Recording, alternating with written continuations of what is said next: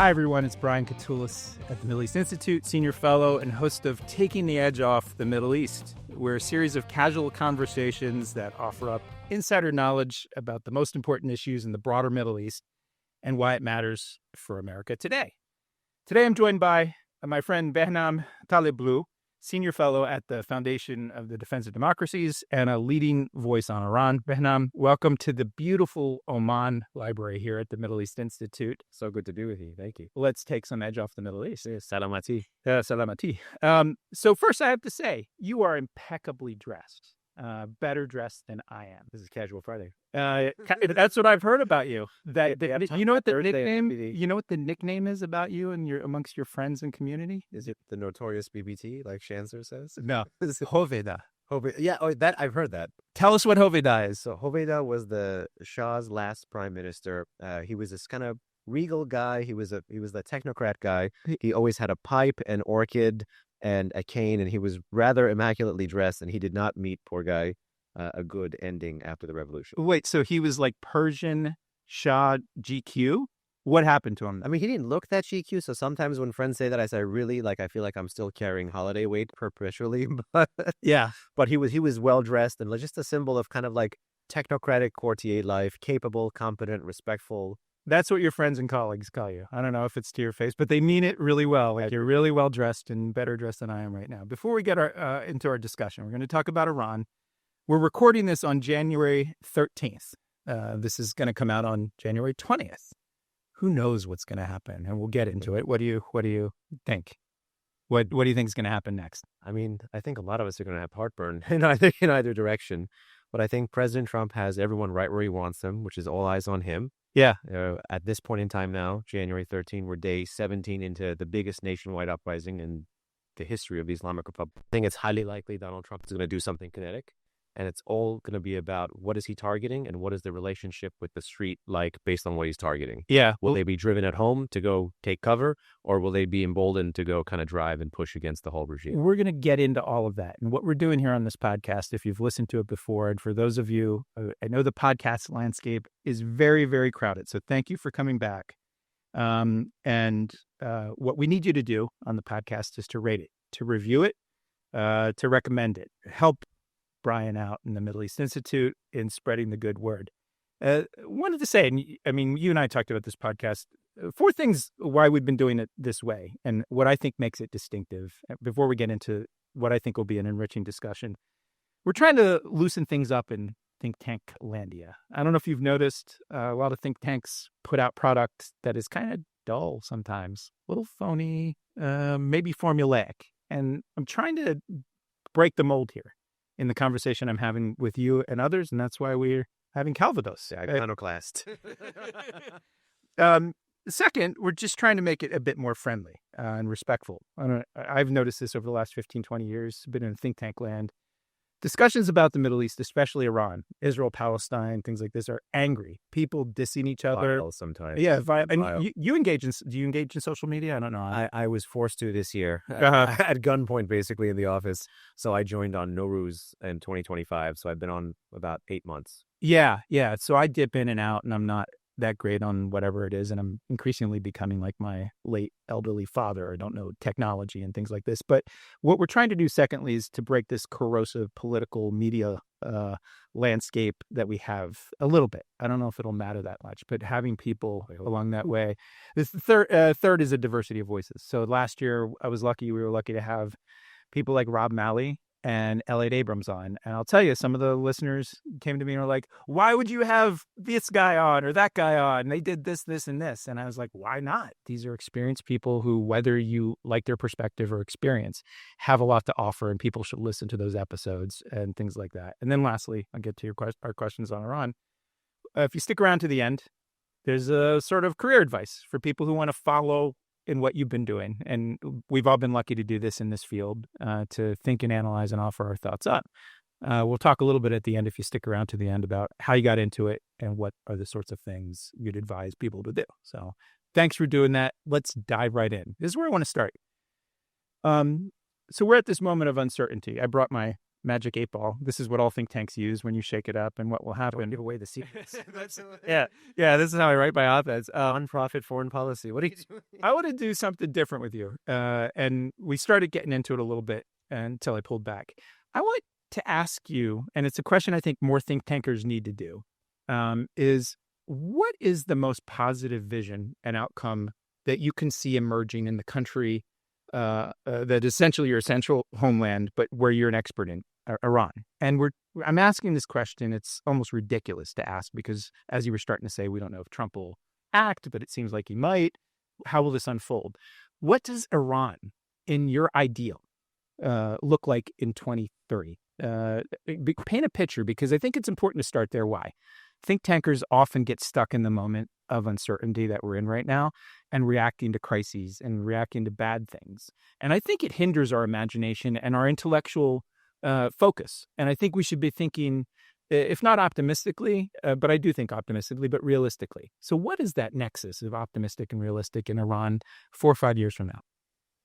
I mean, you use the I word, imagination. And just as a New Yorker, now in exile for almost 19 years in D.C., I'm reminded of the way the 9/11 Commission report talked about America's imagination problems, saying we never imagined that planes would be used as ballistic missiles against buildings. Yeah. And I think we have to dare to imagine for better, but also for worse. Right. I mean, let's start with the better, though. Is what let me get the worst out of the way just because it's so easy. This is the Middle East. It can always get worse. Yeah. Khalas, done. But for the better, and we are trending in the direction of the better in the many-year-long battle of the street versus the state in Iran. Yeah. I do hope, somewhat romantically, but with a little bit of realism thrown in there, that by 2030, we could get to a point where, and this is going to sound very general, but it is the goal, just to have the Iranian people in charge of their own destiny. As simple as that. For them to have a voice in picking their leaders, and a real vote. For the love of God, a real vote.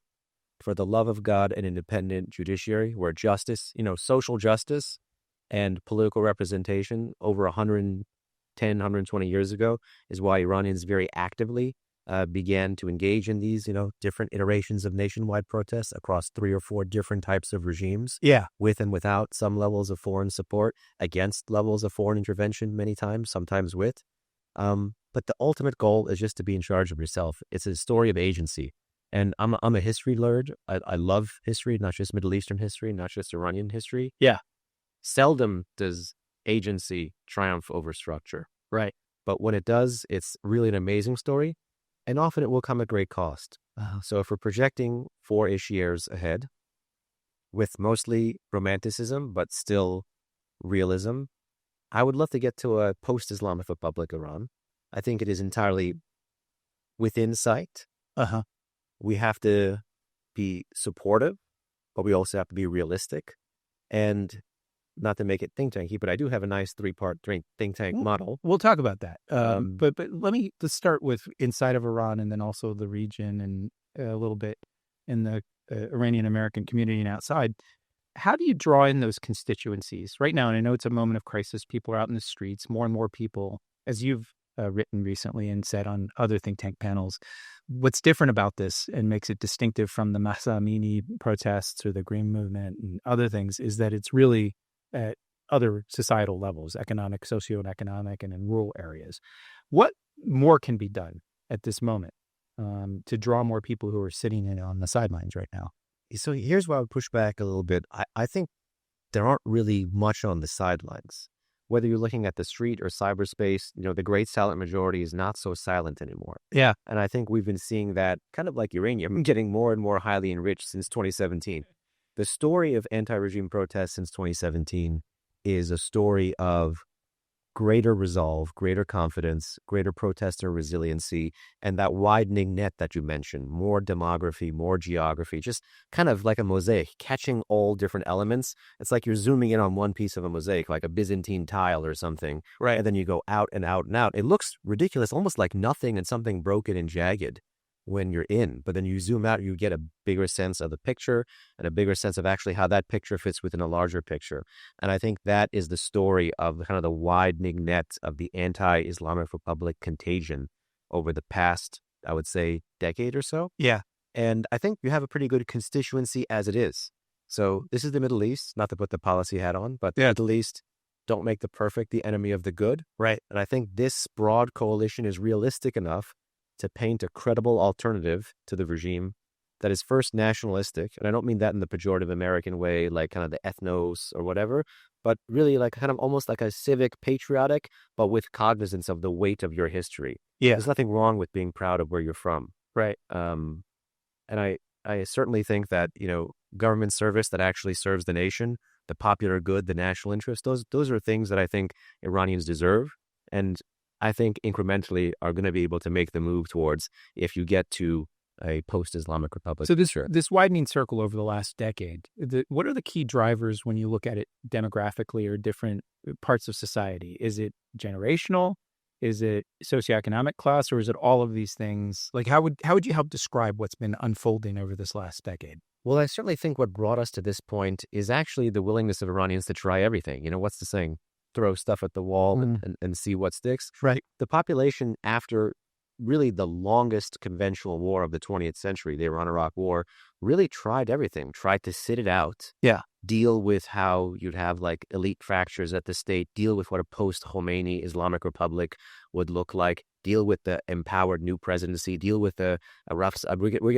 I'm name dropping, I don't mean to do that, but really in a post-Cold War, post-Iran-Iraq War world, this oil state that was pretty broke and pretty battered and pretty beaten, that was Islamist and autocratic, tried to limp along.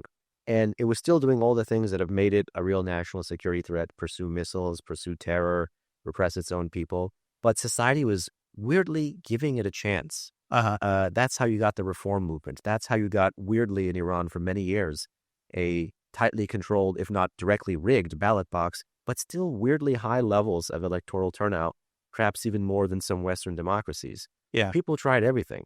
People tried incrementally to push the barrier with the hijab, to push the barrier with, public hand-holding, to push the barrier with music and singing, to push the barrier with public assembly. Sometimes the regime would relent, but more often than not, it would kind of do a fake and then double down. Yeah. And I think all of that, coupled with really a decade and a half, 2 decades of economic failure, really pushed the population to, in 2017, say, there's no pathway from the ballot box. The only pathway is the street. And that's where the contagion effect of no way out but through really started. And that's why these protests that we've seen are triggered by non-political events. It's like if someone is apolitical in America but protests over economics or the environment or social issues, you don't have to be a Democrat or Republican. You could say a plague upon both your houses. And I don't mean to make the moral equivalency because Iran is not America, but that's just by way of example. One of the most popular protest slogans was, for many years, neither the reformist, principalist, the jig is up. So basically they're left, they're right, the jig is up. Yeah. And it's pushing past the system. So that's how we got here. But it's basically this growing circle that encompasses a lot of sectors of society. I want to ask you this in part because my dear friend and former MEI colleague Faria is in the room with us as we're recording. She's written a lot about gender. What role have women played? I've seen sort of, obviously with Mahsa Amini being murdered by the regime because of that, the morality police or whatever the hell they call it in Iran, and now stunning images. It's not just it's people of all walks of life, but is there a particular role that women are playing in this right now? Well, I would say right now it's not women, it's not men, it's everybody. It's everybody. When people say it's this city, someone was asking me recently, there's a really holy city in the Northeast called Mashhad. It's the home to the biggest Islamic complex in the world by area, the Imam Reza Shrine Complex. Yeah. They're like, well, what role does that play? Because it's Khamenei's hometown. And I just kept saying, no, it's everybody. The point this time is that it's everybody. But to your point about women, that's how we got to everybody. Women have been the vanguard in society about that incremental change, that incremental push, whether it was the academy, getting more and more women into schools, and then you come out of the other side of school and you see that the job market does not reflect accurately jobs that women could have if they had gone all the way with their academic degree. So you have a bunch of underemployed people. You have women in terms of the fashion world, in terms of the entertainment world, in terms of the business world, do everything that they could within the very, very, very tight confines of the Islamic Republic to make life slightly more bearable. And women were really at the vanguard of that, both in the home, but perhaps more importantly, in public life outside of the home. Yeah. And to kind of, you see, like with the protests now, like people are not afraid. But that's like a mass effect, not afraid. But on the day-to-day basis, it was women's daily normative behavior that really helped to kind of pave the pathway. Like what? Just incrementally, like be willing to hold your boyfriend's hand in the park, be willing to say to your parents that you have a boyfriend, be willing to like trade cassettes about, particular Western music and play it ever so loudly in the car. Yeah. There's this weird, I've never done it, but I have good friends who have this thing called door, which is like, that's how people would actually meet. You go out basically joyriding in a car, windows down, music blaring, and you kind of like look around. This is how you hook up in Iran. That was how, you would kind of meet people and trade numbers. I've never done it. Again, I've never been. Oh, yeah, sure. Yeah. But you want to. You want to get it? No, I got to go. You guys pick. Is Bumble better or door? What's the better way to meet a partner? We'll see. But those daily things, the norm-shattering things that makes it okay to push, that, you advance an inch and then everyone walks up an inch. And women were really at the forefront of that. Is it crazy talk in this imaginary, hopeful vision of Iran that's free and democratic, reflecting the will of the people?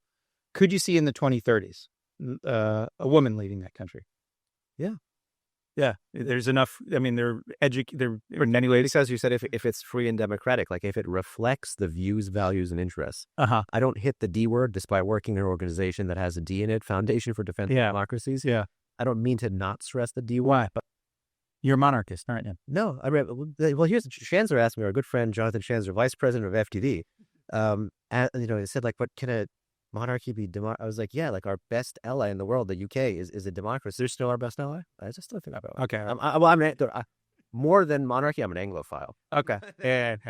So our other mutual friend, Ruel, he's a Francophile. You have to be wary of those people. Yeah. Those are the radical revolution people. But your point is, when the voice of the people. Yeah, you have to have a system of government that reflects the views, values, and interests. And that will be inherently democracy. Yeah. And given the way Iranian society looks like today, given how far they've come, yeah, absolutely. Yeah. It's so borderline irrelevant, what they look like or what they wear. Yeah. When I asked you this visionary question and why I wanted to start there, you said several beautiful things about rights and freedom and things like this. And I believe this was an important part of U.S. foreign policy discourse that unfortunately has been thrown to the wayside by both the left and the right. And we're going to talk a little bit later about U.S. debate on Iran and how to make it better. But I was really inspired by that, what you said, because we often wouldn't talk about it. I remember, especially in the 2010s, and I was at the Center for American Progress, a liberal center-left organization. And quite often there was less discussion on the left about human rights inside of Iran than on the right. And again, we'll get into that a little bit later. But because it was caught up in the meme of regime change. Oh, you want to do an Iraq war 2003 again. And I think we've forgotten that centering the people of these countries, especially Iran, is a key part of Middle East analysis. And we often forget it in our realpolitik mindset. I don't know what you think about that. I agree. And by the way, like I've had the honor of sharing more than a virtual and an in-person panel with you. And I've actually always appreciated you foot stomping that at a time when sometimes my colleagues and friends and acquaintances in this town, sometimes your colleagues, friends and acquaintances in this town did not take as principled a stand as you. Yeah. And sometimes the center is lonely, and sometimes the principled position can even be boring. Yeah. Especially in this pretty hypercharged political environment. But no, I mean, kudos, back at you. Yeah, thanks. So before we're going to get into U.S. policy, I want to ask you one last question. We talked about the ideal. Separate question, multiple choice, the real, and short all of the above. Shorter time frame. And I'm not asking you what you hope, but as an analyst, reading the room, reading the situation as complex and dynamic as it is on January 13th, we're releasing this January 20th. What will Iran look like a year from now, January 2027? A, the regime or some successor close to it, the military security establishment, will have an iron grip and you'll see massive deaths and repression. B, civil war, or C, a transition on the way to democracy, a gradual transition towards what your ideal is. So much of that answer hinges on the nature of what we're on the precipice of now, which is a U.S. intervention, the scale, the scope, but that, all cards on the table, that being the driver. And in response, how the street responds to the U.S. intervention, and how the security forces respond. And that whole thing is cyclical. Yeah. All of that aside, I think a very, very, very bumpier version of C. Uh-huh. A very, very, very bumpier version of C. It'll trend in that positive direction, but there'll be It's two just that, steps forward, one step back, one step forward. Yeah. Yeah. And that's and some of our mutual friends who feel this way and want that, and sometimes I would dare even say project that, need to know that that can be possible, but still in a very, very, very bumpy way. So it's about, grounding that into, once it starts getting bumpy, if that's a dream, well, then that's when you really fight for it. Yeah. Rather than once the dream gets a little bumpy, then you, throw the baby out with the bathwater, which I fear is actually what America did with the human rights discourse in the Middle East. Oh, 100%. It got bumpy, and well, not worth fighting for. Yeah, I agree. And I think because it was tied in the first decade to George W. Bush's freedom agenda and the Iraq War that went in the South, and then all of the tactics and even, like Abu Ghraib and these sorts of things, we shied away from it, but became very politicized. But on that sort of C answer, the bumpy sort of transition to a gradual democracy, bigger picture before we get to U.S. policy, how old are you, by the way? 35. Okay, so you're much younger than I am. I don't know if you realize this. I look like I'm eligible for a senior discount, so I'm doing good. So I'll publicize this wide. Yeah. So I was going to use an analogy, but I'll use it anyway. You know who he was. What would be the ripple effects of a Gorbachev type of because that's from my generation and Soviet Union collapsing, and what ripple effects would that have? We'll get to Iran a little bit more, but on the region and the world internationally, what would it mean? The reason I think the ripple effect would not be that widespread is because so long as the current constellation of people are at the helm, they've worked very hard to prevent a Gorbachev.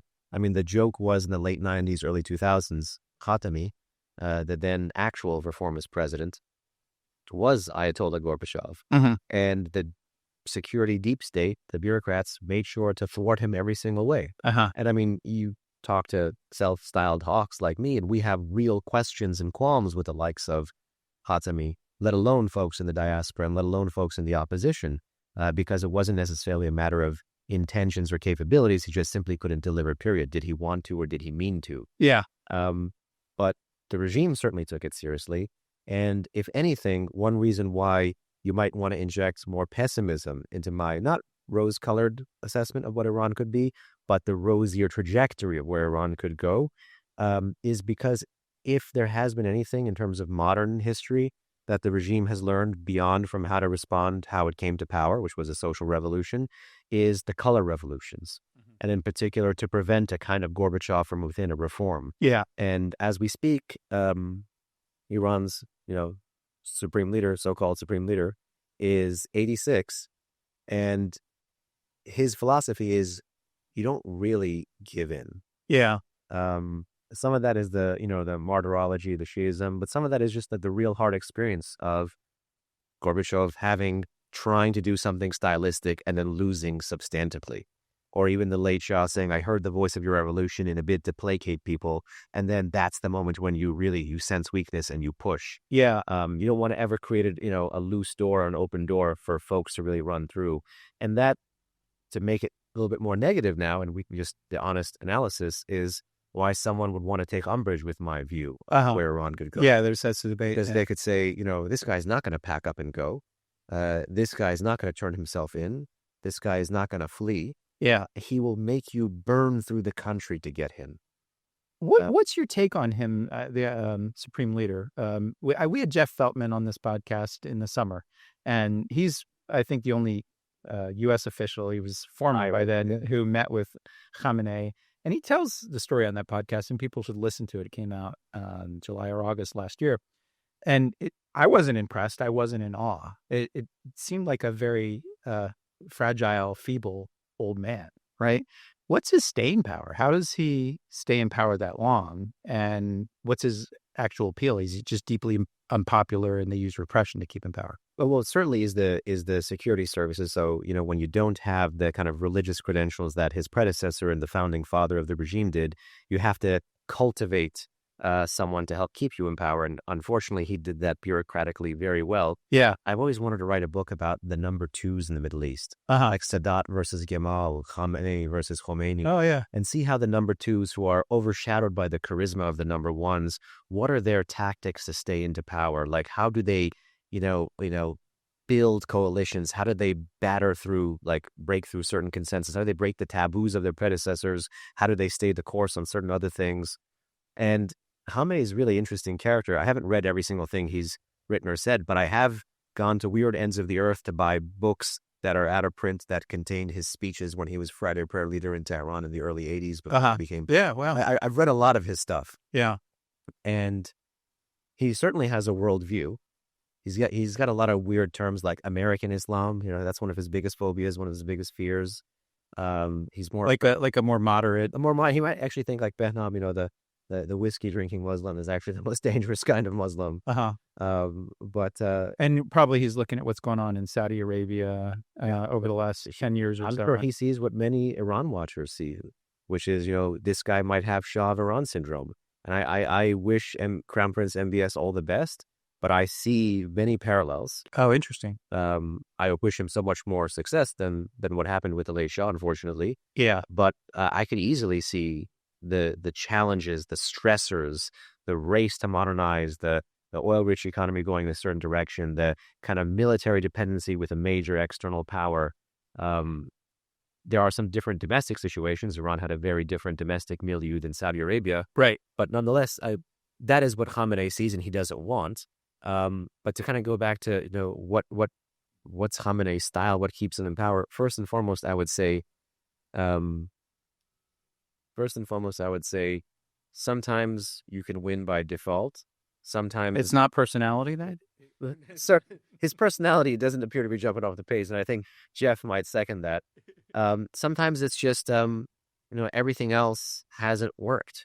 I don't mean this in terms of the opposition. I mean in terms of just the factional elite. You keep them fighting. You stick A on B. Like you can, almost like a religious thing, you can find just as many weird Khamenei quotes to justify limited engagement as you can find just as many quotes to justify being wary of engagement. And so he rules in part by politics of division. Politics of division, it becomes a problem with the region.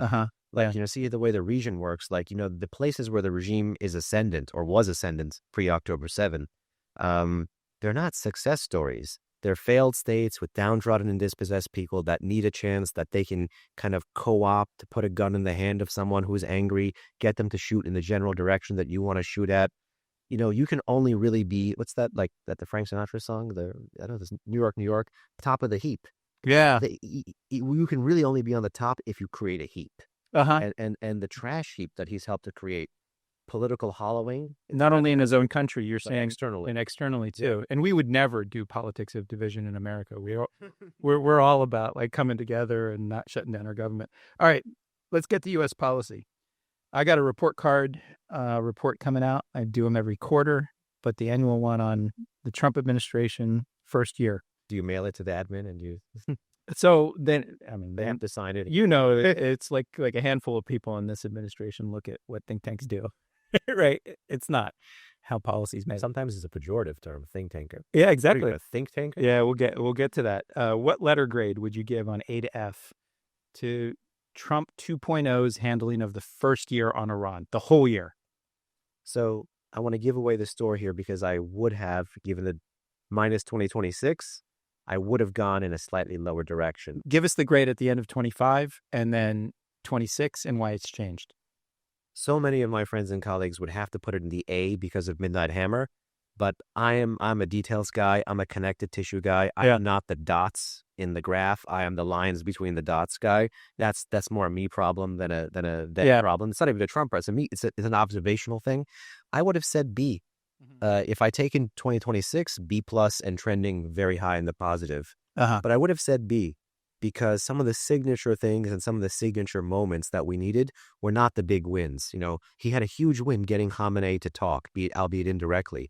Khamenei's line was, we will never negotiate and there never will be a war. In the first 6 months of 2025, Trump was like, I'll bet you there'll be both. And both happened. Yeah. Trump was really able to rattle the system There's a, I don't want to say joke, but there's like a turn of phrase in Persian that I've heard a lot in Trump term one, less echoed in Trump term two, but I heard it all throughout Biden. Right. Which is that in all these years, there has been one American president that isn't Ahun Shanas. And Ahun Shanas is a cleric knower. Like Trump knows the clerics, that the tough talk, the bullying, the posturing, the things that, might turn him off to some Americans, actually in terms of a dissident, increasingly dissatisfied and disgusted diaspora that is willing to use whatever it takes to push past the Islamic Republic. Right. That's exactly the bull in the china shop that you need to call the Ayatollah on his bluff and get him even to escalate, to force him to know that, hey, you're now leading with your chin. We have you right where we want you. Yeah. So, I gave him in the first quarter a B because till basically it was January through April. Okay. Because I thought he was actually using diplomacy. I don't know where you are. Some of your colleagues are sort of against talking with folks. I'm not. I'm for, by the way, just footnote here, I'm for making diplomacy great again. Like, I am actually for, if we can sow discontent and disarray with our adversaries, I'm all for that. But if we can also blunt the blow, I'm all for that. The only reason I would say with Iran, you don't want an embassy tomorrow with the Islamic Republic is that they take it over again. Yeah. It'd be leverage. Yeah. But in general, I really don't like the direction part of the Republican Party had gone for many years on this moralistic, we will not deign you with diplomacy. And that's actually a huge Trump win to say, get the hell out of here. I'm going to try everything. Right. I'm going to maximize your dollar value, and I'm going to get there as quickly as possible and as cheaply as possible. But why I gave him a B is it wasn't just diplomacy. It was actually in that first 3 months, he actually sent military forces into the region and was signaling different things. And as he does, like he zigzags and it confuses everybody. But then in the second quarter, gave him incomplete because I felt like it was unclear. 12-Day War did extensive damage, but I don't think the program was obliterated, but it knocked them back and it killed a lot of their military leaders. But I didn't hear. I worried about strategic drift, which was mostly the story of the second half of Biden and much of like what they tried to do on Iran. Just not a clear strategic picture of what they're trying to do. But first quarter, he's marrying diplomacy and military pressure. Second, not clear. And then it wasn't really a strong feature. The snapback and things like this, again, story of the first year. And this is, maybe I'm wrong. Like maybe I gave him too low of a grade. It was somewhere like a D in the third quarter, like in the fall and things like this, because I didn't hear what they were doing actively to actually tighten the noose beyond snapback and other things. And it's substantial. The currency is a big part of the problem, right? For Iranian people. It remains to be seen, though, the direct interaction between that and Trump pressure, because if we just go back for a little bit, there was appreciation rather than depreciation in the spring of 2025 because Trump kept hyping diplomacy. And if you're in the very closely, weirdly monitored sanctions business like FTD is, well, in that world, you actually, if you have people who do illicit things anyway, like sanctions busting, for example, and, you got this oil going via Iran to Malaysia to China, you basically want to put the illicit shippers that operate between those three jurisdictions more on ice rather than get them to pounce. And Trump kept hyping diplomacy. He kept hyping a deal for the first, I would say, that 2-month period, that April to June period. And if you're in the let's put the economic crunch on the regime, that stuff actually led to more exports because it led to more people, illicit shippers, being willing to take risks. Be like, okay, oh my God, there's going to be a deal. So we better get in now with the illicit stuff. So once illicit becomes licit, we're in prime place to scale up. And the same with the currency, because this is how the regime has always introduced positive shocks into the currency. They are, do you know Ali Ansari? Yeah, of course. Yeah.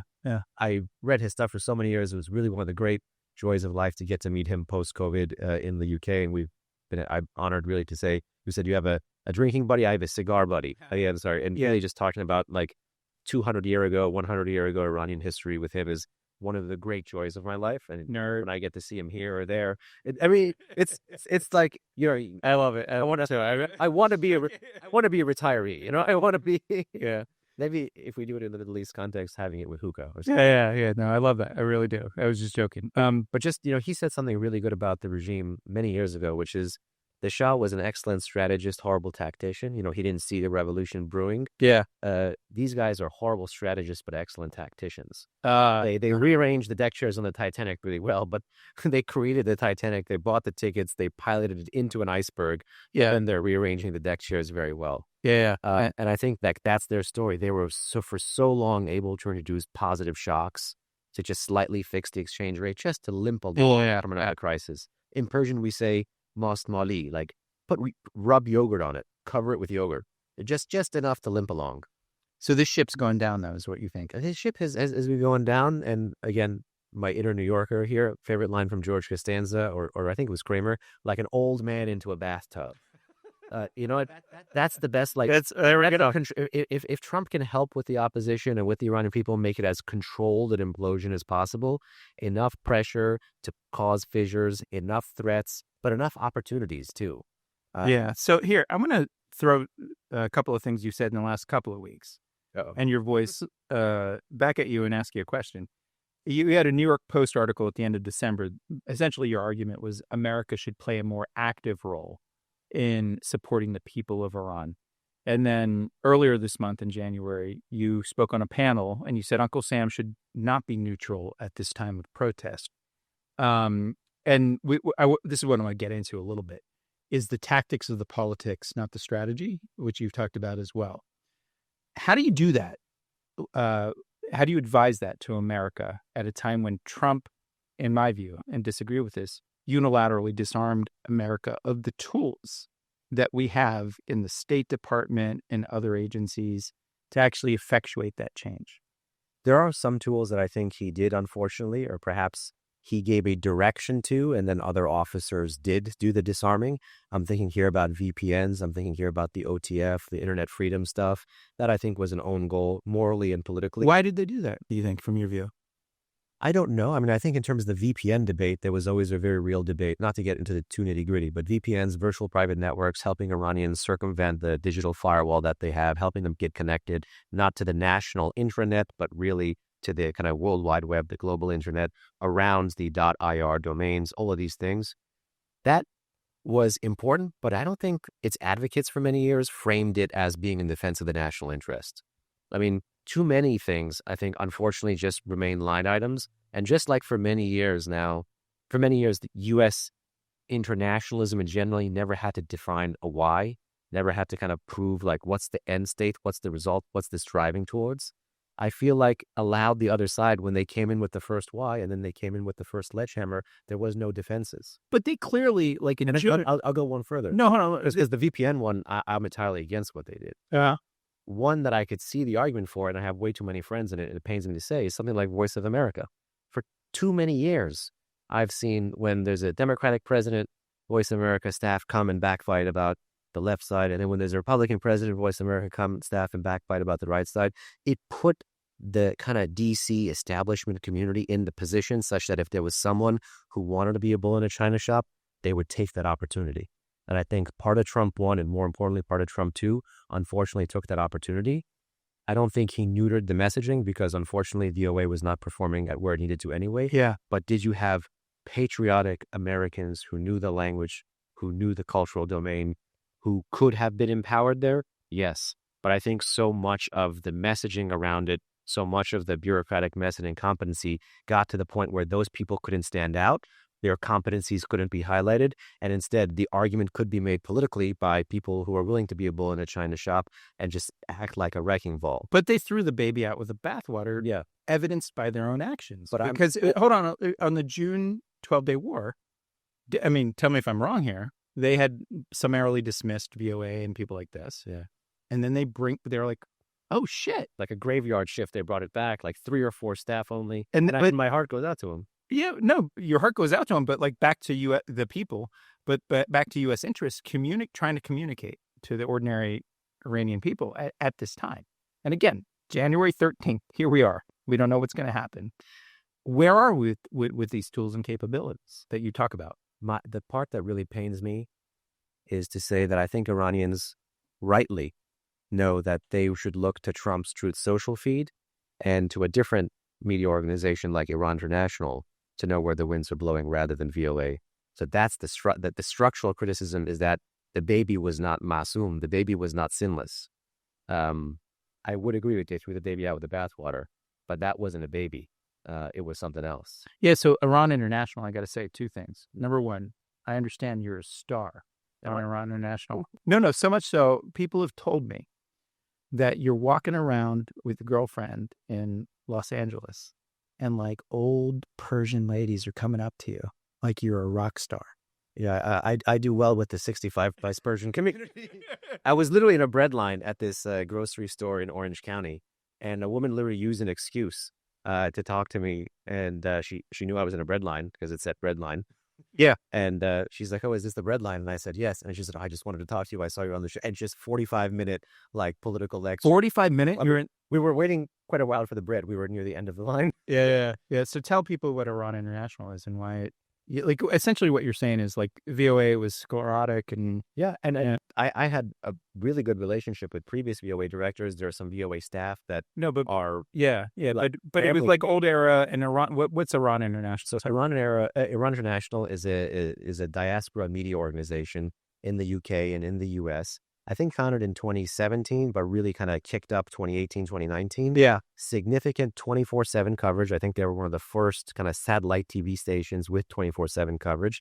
And I think it was really right time, right place, because 2017, again, was that critical juncture of street protests. And they gained fame such that, whereas in America now, it's unfortunately or fortunately, you could say like we're losing monoculture. Iran International inside Iran today is creating monoculture. Yeah. It is the thing on in the background. Mm-hmm. It is not just, lovely old Persian ladies in the grocery store in LA and Orange County that are telling me they see me. There's phone calls, people from Iran saying like, "Oh, tell him we saw him here," or "Oh, tell him his tie looked really weird over there." like you get like all sorts of things. I sometimes, speaking of full circle fashion, sometimes I wear an ascot and it ticks off a lot of people here. In fact, in our office, they have a thing in the comm shop. When I go on Fox News, I'm not allowed to wear an ascot because they're going to think it plays to some, like, I don't know, weird elitist stereotype. Uh-huh. But I wore it a couple of times on this. How'd you get that in your fit? The ascot? Yeah. You have to be a hunter for these things. in a free Iran, we'll create like a haberdashery and, I don't have to do think tank. Or, So the second thing on Iran, do you know my story on Iran International? No. It's infamous. It's on the video. No, we need to hear it now. So I've not been invited back. Oh. So I was on a live hit, and the producer told me at the end of like the interview, take your chair and pull it out. We need you to take your chair. He was emphatic about it. Pull it out? Like what? Like pull it out? Or, no. Like you go do a live hit in the studio. I was in the studio with them, and I'm with the anchor, and we're talking about. It was Masamin. It would have been like 20, people can look up. It's my biggest hit on social media. I need to find it. Yeah. I'll send it to you. It's fine. Because Alex Vatanka, by the way, I should say Alex Vatanka at Middle East Institute, our top Iran expert. Good friend. He's a great guy. Solid analyst, like one of the best in analysts. And just a good guy, too. Let me say, like, there's a lot of great people in this town, but there's very few good people. I mean, like in a bad way, but he's a real, like, mensch. Yeah, he's a really nice guy. So anyway, I did as I was told, and apparently they were still filming. And as I'm pulling the chair out, the anchor is saying, "Hey, this guy's stealing my chair." Like we're still live, and he's like, "Where's he going with my chair?" And all of this, and he then tweeted it, and it became like a bigger, like upset or just like no, he was making fun. Okay. Like all of this, and with Alex's help, I tweeted back in Persian because he was like he put it out, and I said, "Well, I'm like the Iranian leaders of today, the Islamic Republic. I liked your chair, and I want to keep it for myself." Did you get a like or a heart or something? Yeah, I don't know. I actually don't know how like social media. I don't even know how email works. Okay, I'm that old. I don't know how like I can. You're not carrier pigeon old. See, I'm getting there though, and that's it. Okay, we talked about sort of where we are on Iran. We're in a moment of uncertainty, and I don't want you to predict because again, we're in a transformative historic period. I want to sort of zoom back because I actually think even if I hope the best case scenario that you painted comes out. But I want to ask you questions for 5-10 minutes about America's debate on Iran and the politics of how this has been handled over the last 15, 20 years. My hypothesis, and I think I sent you some of these pieces, is that you, me, think tankers, others, you're at FDD, actually, pretty controversial, hot think tank. Hopefully not too controversial. But no. But it has had an impact. Anyone who has an impact, you draw heat and fire, including, I don't know if you know this. When did you join FDD? Late 2012, early 2013. Right. So it's before your time. Sorry, this is a little think tanky thing, but in 2019, the Islamic Republic of Iran actually, I think, issued sanctions, but also then a security threat on, and no, it's during my time. This is 2019. Yeah, I was 2013. Oh, sorry. Yeah, I thought you said. I remember that. It was spring 2019. Mark and FED and Intel. This is a little insider DC-ish sort of thing, but I was at the Center for American Progress at the time. I happened to be on a call, just talking with Mark and others, and I said, "This is fucked up. That you're targeted because I disagree with a lot of your positions, but I don't know if you know this, but at the time, a letter that included Rob Malley and others, and that discussion I had with Mark is like, we have to get people to essentially say that in a free society, and I say this a year into Trump 2.0, that different opinions are actually not only acceptable, it's necessary. And then when somebody comes and tries to kill you because you have a different opinion, whether you're protesting Trump's immigration policies here at home or have a different view on Iran, you got to tamp it down a little bit. And sorry, I'm totally leading question because you understand where I'm coming from, but maybe I have a different view. How have the politics of America handled Iran over the last 15, 20 years? Are there lessons that you take away from it? I would say poorly. And as much as we sit here and we prescribe and describe what needs to happen for American policymakers. Yeah. I'm definitely not the best, but I try very, very hard to make sure that I am the best brand ambassador for what I believe. Yeah. If I am genuinely talking about democracy, I will try so hard to live it, to breathe it, to practice it. This is not to say I'm, the role model, but I'm thrilled that friends say Hobeida, because he could go to the intellectualist dissident types and say, hey, let's go along to get along. Let's work. Then he could go to the establishment types and say, hey, give him a little berth. But what happened to him? I mean, when the revolution happened, it was very ugly. I mean, they shot him. Oh, okay. Sorry. There's an allegation. It's unfounded, but because he was a pipe smoker, there's an allegation that they also shoved his pipe cleaners in his throat, which is not good. But an allegation. But nonetheless, he died a not good death anyway. Yeah, I know. But that was like a threat out there. I didn't close or tie up. But so back to the point. Yeah. But just I think we need to try very hard. I don't like the fact that not even just with my organization, but in my community, in my policy bubble, in my pro max pressure bubble, not a lot of us, we don't go to sit down with quote unquote the other side. I think that's a mistake. I think it's a moral mistake. I think it's a political mistake. I think it's a strategic mistake. Intentional or? No, it's happenstance as a function of our open society. I think there's a bigger dynamic that's happening in the world, which is that autocratic countries, China, Russia, Iran for now, even some of the Gulf states, they actually play upon and prey upon the divisions that are more exposed in open societies. And they try to use it to their benefit and advance. And some of them are more benign. We are an open book, for better or worse. We are. Yeah. And that's where I don't if you, again, it's a multi-level chess game, but if you think about it, it's in our interest to actually be more cohesive and have more unity, and not in a soft kumbaya. But there are people out there who are trying to do harm first to their own people, to their region, and then to America. And Iran is one of them. And it's nutty to me that it became almost a religion in the Democratic Party, that there is no agreement but the JCPOA. And nice take on the Shahada there. But it actually became hard, very hard. I'll tell you this. I was at CAP in 2018 when Trump pulled out of the JCPOA. You know when he did it? My birthday. The joke in FDT was, this is a gift for the Persian guy at FDT. Yeah, there you go. I went to my colleagues and I said we should have a debate. we should have a debate series with FDD. In fact, I went and I was talking to Mark about this. That And spring, that yeah, I was like, look, Trump did this, but we should have discourse and a dialogue. okay. And that was rejected. And they essentially said, no. We got to get like Jake Sullivan and Wendy Sherman and people who were part of that. And I'm trying to make a point here in a precise way, is that discourse was rejected. And I was against it. And I don't want to litigate the pulling out and where we are. And history will tell us who is more right and things like this. But it was the rejection of actually having a dialogue that I thought was illiberal, and actually wrongheaded, because you need a diversity of views. Also, I will say this, that the kind of circling the wagons that we get in DC kind of makes you feel like, as an American in the nation's capital, in this republic, that you don't have to fight for the view. Whereas I think you really do need to fight for the view. You know, we are told as quote unquote think tankers to write for the policymaker, write for the audience, but sometimes I think about when I write in like the pieces that I'm really proud of versus the kind of just kind of, okay, we're going to hit ABC and like we have to make sure this is the strategy. Here's the hook. Here's the kind of mechanical op-ed writing versus the artistic op-ed writing. Yeah.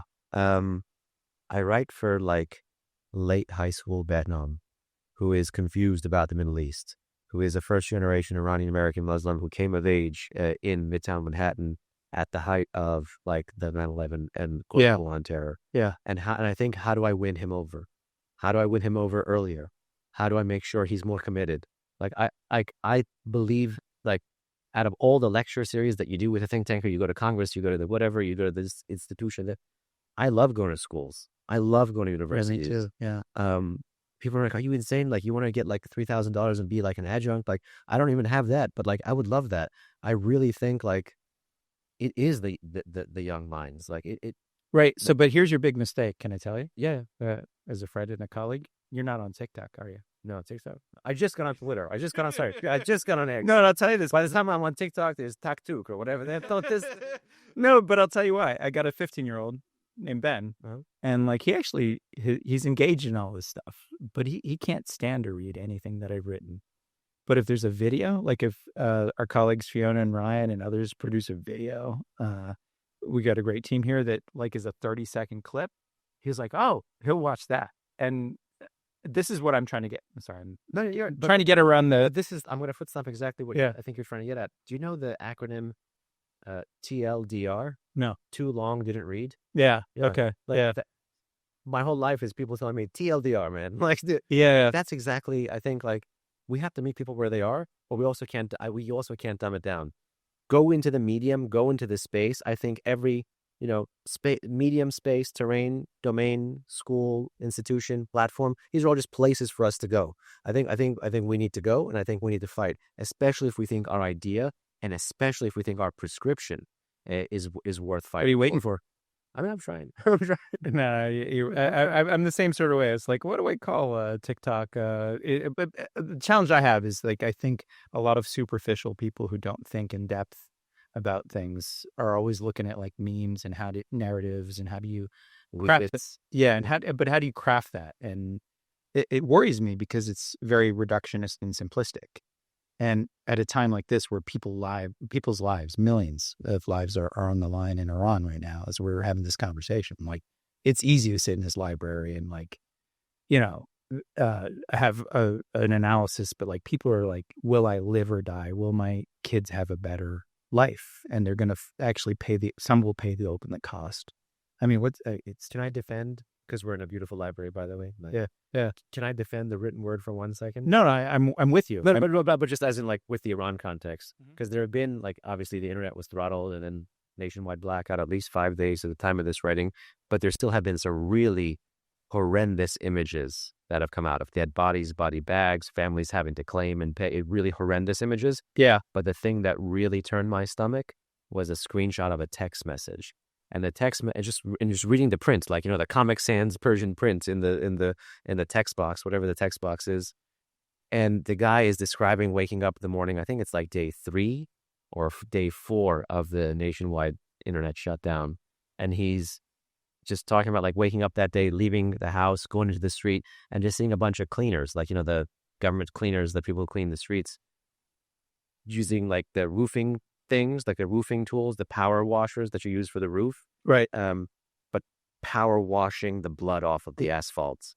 And just reading that in print, that they were power wash in Persian at a time when I know what is going on, seeing those, just the weight of those words. Yeah. That is what I can't get out of my head. Yeah. So if you get to that ideal that you talked about for 2030, and it's important to keep that in mind and always keep that present in your work. How do we get there? Understand that the cost of that is in people's lives and people who are loved by their families, and we often forget that. And I think that it's really important to keep that in mind. Last question before we get to sort of you for a few minutes. Enough about me. True or false? The Islamic Republic of Iran has actively engaged and sought to directly influence top Iran analysts' voices in America's debate. True or false? That their structure tried to? Yeah. And that they try to shape, back to the dynamic I said, open societies are vulnerable. I wouldn't even just say top Iran analysts. I would say the American electorate. The spookiest thing for me, because people had always made an argument about engagement, that we would know more about them, which is true. You would know more about someone when you spend time with someone. But then the converse is true, that they know more about you. And where Iran was pre-nuclear negotiations in terms of assessment of America and our factional divides and our partisan divides and what really drives us versus where Iran became in 2020 and then later on, leaps and bounds different. And I will never forget the hacking attempt in, I think it was the 2020 election, where you remember all this stuff about political violence in D.C. It was coterminous with COVID. The 2020, 2021 election, all the Trump stuff. George Floyd. Yes, the build-up. The Iran hacking effort that I think DNI helped expose, and then some law enforcement agency in the state of Florida, I forget what the name of it was tied to the Proud Boys phenomenon. So they knew enough about the political violence and the fears we had about political violence and the constituencies that could be influenced by the fear, that they spoofed the Proud Boys, which, aligns with the far right in America. They spoofed the Proud Boys to drive voting in the opposite direction. Wow. So they knew enough about not just the society, but the mosaic of the society, what they feared, what they liked, and how to drive it and how to dampen it. And, that is both intelligence work, but it's also just open source, reading your adversary every single day. And it doesn't mean just like, influencing Iran analysts. This is influencing American public opinion. Yeah. They put in the work to watch. And then, unfortunately, we led with our chin and with our not just open, but our hyper partisan politics, we help them see the fault lines in our society. Yeah. So hopefully we'll see what happens in the next couple of weeks. We know it's historic. It's uncertain. Yep. I'll shake my 8-ball again to see what does that say now? I don't know. But this is the thing. And again, it's become partisan, I think, or ideological in America to essentially offer criticisms of this Islamic Republic of Iran. It's like, oh, you want another war. And no, there's actually tens of millions of people who've lived under this iron fist. And, who knows, I don't know what your views are politically, domestically, where Trump is going in the world. I think it's not looking good in America right now. But there's some ironies here in play. And again, what's happening here. But if he's lifting up his voice in a way that supports the Iranian people, and it fits with what you've argued in the last couple of weeks, at least, that you were dismayed that he did not do enough, but maybe he's paying attention. And now we're seeing the room for improvement. Last questions, couple of two, getting to know you. You're not just an analyst. What's a hidden talent or hobby or a fun thing that you do? I wish it was still a hobby, but for many, many years in New York, I played the clarinet. What? I even got to perform in Carnegie Hall once with a Manhattan Borough-wide band. Oh, props. A big hero of mine was Benny Goodman. Nice. Swing. How? Why? I grew up liking just swing music. Do you still do it? And I don't. Do I play it? No. I mean, in fact, unfortunately, when my parents retired and they left New York, they sold one of my clarinets.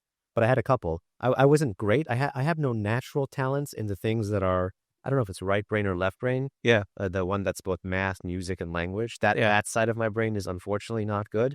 But the way I have to make up for it is just like sheer hard work. Like the bull, you just have to show up and keep battering and battering and battering. I'm the same way. I don't have that natural, like, people who just picked it up. My God, like, there was this guy, I think I still know his name was Stefan, and he played like sax and clarinet and flute and oboe. He just whiz. And I had to fight for just like to be first chair. So who's your best swing like artist? Like, I mean, I just like Benny Goodman in general, but in terms of music too. Like, I mean, Louis Prima. No, he's a little too like like 40s, like jumpy. Like I like Dorsey, big band Jack Dore, the big band orchestra. Yeah, is really good. But in terms of just solo, like what I aspired, like I aspired to have like a stand-up clarinet solo. But also when I was a kid, unrelated, I wanted to be something between a taxi driver and a marine biologist. And then I saw Deep Blue Sea, and I said I don't want to be a marine biologist. And coming of age, New York, 9/11, seeing a very different Iran on TV and like the very different Iran of my home, just like. So how did you get into this, what you're doing? I grew up, like when I interviewed for FDD, I was 22. What? I was 22 when I first started. 2012, 2020. Yeah. Yeah, I was 22. I already had a couple years under my belt because unlike a lot of my friends, I never studied abroad.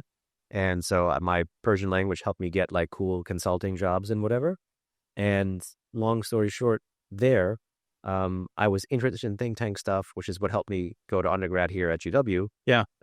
Because I always wanted to do think tank stuff because I came of age on the early Iraq war debates and the potential application of that to Iran with people like Ken Pollack, who is here at MEI. Yeah. Ruel Margaret, who used to be AEI, now FED. Karim Sajadpour, who is at Carnegie. I came of age watching these people and like listening and learning. And I said, you know what? That job, I call it like the deadweight loss between the academy and government. Yeah. I said, I would love to be the deadweight loss. And I told Ruel that story, like I thought all imbued with this romanticism.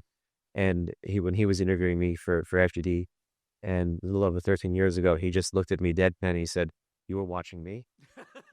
and I said, "Yeah." And he said, "Why the hell would we be watching Baywatch?" No, it was like we were talking before the recording. Ruel's a good friend of mine, and former CIA with you guys, debate partner, all of this. Like, but that's classic Ruel. Yeah. And I'm gonna get him on this podcast if we continue doing this podcast. What advice? Here we are in 2026, and you're 35. You're about like 15, almost 20 years younger than I am. Yeah. Looking pretty good, huh? Sorry, there you go. We'll see how the next 10 years go. So it's what would you say young people who want to follow in your footsteps should do? Well, first thing I would say is like you don't necessarily need to follow in your footsteps. When I heard in my office that like, and God bless them, the senior management team said like, oh, you should like emulate the Behnam path. The first thing I should say is, you should carve your own path because I carved my own path. Yeah. No two paths are the same. Yeah. But the corollary to that is really just because no two paths are the same, people can show you the door and you have to open it. But all of that requires, the pre-assumption for all that is just be comfortable in your own skin. Yeah. You don't need to impress anybody. Be who you are. Be authentic. And own your story. Own you, own your story. And anywhere you go, you won't bend them to you, but at least you won't break before them. Mm-hmm. What do people need to do? It's like a daily thing. It's like a believe it. You don't need to wake up and say like, I am Behnam Taleblu.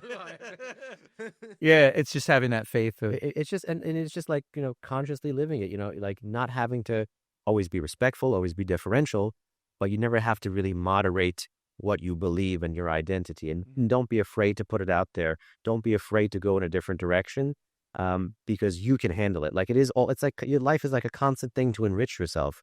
Like people see it as like taking away from you if you do something that is not, stereotypically designed to be teenager you, young adult you, young professional you. It's just live consciously. So it's this sort of like be open to new inputs. I guess so, but also but don't be know what the 1.0 is. Yeah, don't do the input without the 1.0. Don't be a chameleon. Don't like shapeshift because of power or a job and money. Like know who you are and feel it. And it's totally okay to change. In fact, sometimes I get skeptical why the hell after so many years people don't change. You know, you're like irresponsive to external stimuli. Do you live in like are you Bubble Man or what is it? Whatever that Bubble Man? No, I don't know what you're talking about. like in Seinfeld, Bubble Boy. Okay. Is that okay? I'm sorry, I'm not a Seinfeld guy. I don't get the references, but Yeah, don't you know? You're not going to be living in a bubble. You are responsive to external stimuli. You live. You're a social animal. Human beings are social animals. yeah, But that 1.0, Yeah. whatever the hell your baseline is, whatever your family story is, whatever your story is, own it. yeah, Own it. Like rather than run from it, own it.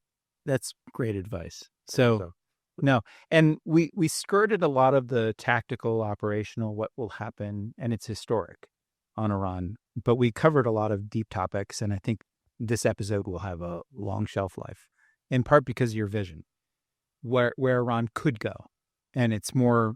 I think that question is the thing that should animate a lot of people on Israel, Palestine, other things. Everything. Yeah, it's not admiring the problem and saying this is what they're screwing up on and things like this. But what is it you want to create? What is it the thing that you want to leave behind? And thanks for taking up that first question, because like we could have easily just sort of gotten into tactics of like, will Trump do this and that and like all of this.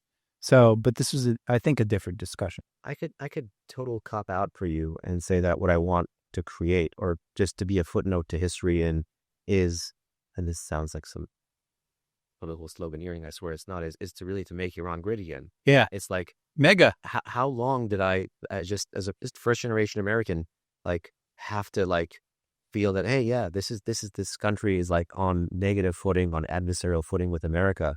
How long did I have to like think like, oh, there's going to be a war next that's going to touch this country?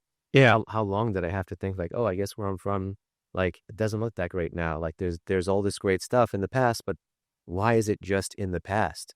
And then like my friends, like growing up, my non-Iranian friends, vast majority of my friends are non-Iranian. How can we all play a role in like being a bridge? Like I would love for this triangle to be a positivity triangle: Iran, Israel, America. I would love for, and this is a side note, like another great book to read about, like, or another great book for someone to take this project is, in the Cold War there was the missile gap between the Soviets and America. Someone should write a book about Dawa in the Cold War and post-Cold War between Saudi Arabia and Iran, called the Minaret Gap, non-Middle Eastern. But I would love it if one day Saudi Arabia and Iran had governments that raced each other, not to export terror or like instability or whatever, but who can do more for their women, right? Who can do more for their society, yeah. Who can out-audition each other to get more American and Israeli investment, yeah. Who can be the better bastion of stability, not who can tear it down the fastest. Yeah, amen. Or Inshallah. I mean, I guess. No, it's a beautiful way to end this episode. And thank you for taking all of this time to talk about. We covered the landscape, but we didn't solve the problem. We didn't like give people the clarity of what will happen next. But I think that's okay. We bought a ticket to the movie. A ticket to the movie. Yeah, we're now in. So thanks. We're locked and loaded. Thanks for joining us here at the Taking the Edge Off the Middle East. That's all the time we have for this week. Thank you for our listeners to tuning in to our podcast, and to our colleagues for their work on this week's episode. You can follow MEI X on X, Instagram, Facebook, and YouTube, and subscribe to our email and newsletters for latest analysis and information on upcoming events. I'm Brian Catullus. See you all soon.